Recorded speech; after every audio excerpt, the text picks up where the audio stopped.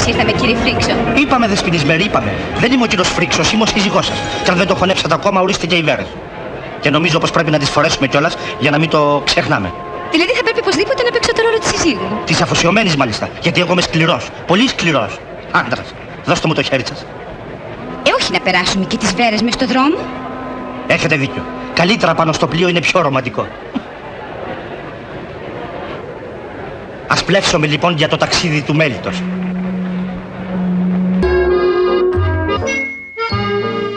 Πολύ ωραία μας πάνε. Ούτε αληθινές να ήτανε. Ψεύτικες είναι. Όπως και ο γάμος μας. Είσαστε όμως πολύ ατσίδες. Δεσποινή σύζυγος είπαμε. Ο πληθυντικός καταργείται. Παντρεμένοι άνθρωποι και να μιλάμε στον πληθυντικό είναι πολύ ύποπτον. Ναι, χρυσό μου.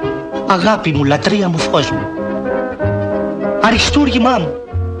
Σιγά, μας βλέπουνε. Όχι αντιρρήσεις, δεν θέλω αντιρρήσεις. Ποιος μας βλέπει?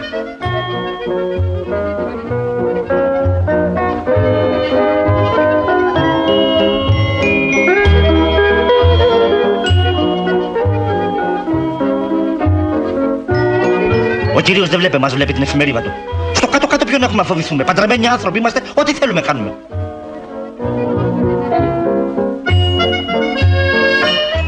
Ζητώ συγγνώμη αν η παρουσία μου σας έγινε ενοχλητική.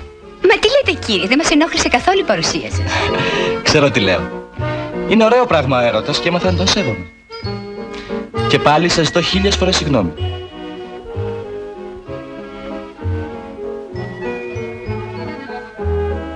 Μη μου πεις ευγενικός, κύριος και πολύ συμπαθητικός. Να σου λείπουν αυτά.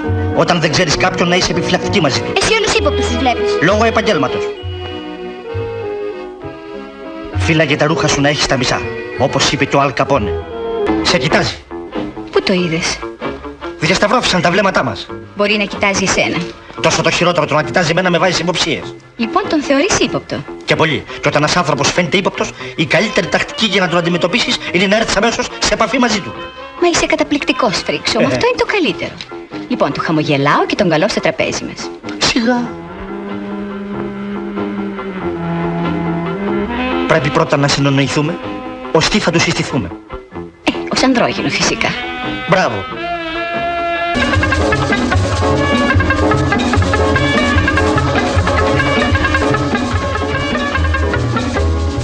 Ο άντρας σας δεν θα κατέβει? Δουλειές. Έμεινε στο δωμάτιο να κοιτάξει κάτι εκκρεμείς λογαριασμούς. Δουλειές? Μα αν δεν κάνω λάθος, ήρθατε για το ταξίδι του μέλιτος. Αυτό δεν έχει καμιά σημασία. Η δουλειά δουλειά και ο έρωτας έρωτας. Θα κολυμπήσουμε? Βεβαίως.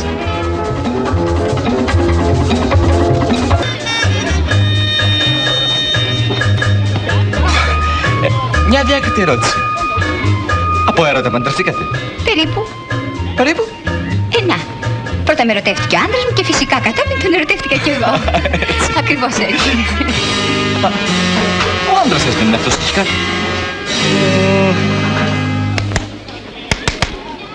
Βεβαίως, μα τι του συμβαίνει? Πολ. Ευχαριστώ, κορίτσια. Μα τι πάθατε, κύριε Πολ? Τίποτα, ζαλίστηκα, όλο μαυρίλες βλέπω μπροστά μου.